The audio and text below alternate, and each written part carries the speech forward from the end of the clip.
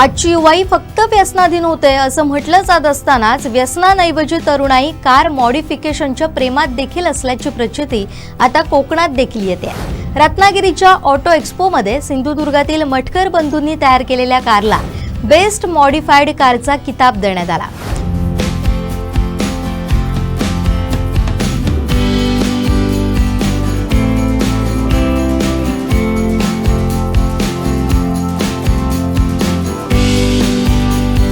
पूर्वी केवळ केरळ, मुंबई, पुणे यांसारख्या मेट्रो शहरांमध्ये आणि नामांकित मेकॅनिकल इंजिनिअरिंग कॉलेजमध्ये मर्यादित असणारे भव्य कार शो अर्थात ऑटो एक्स्पो आता कोकणातही पाय रोवू लागले।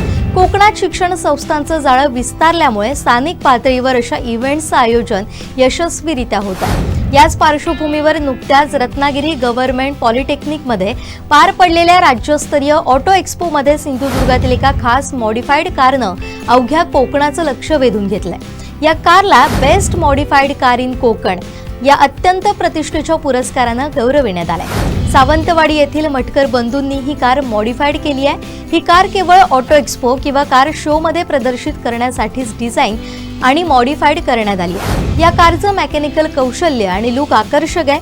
शो दरम्यान ही कार पाहण्यासाठी शौकीनांची प्रचंड गर्दी होते।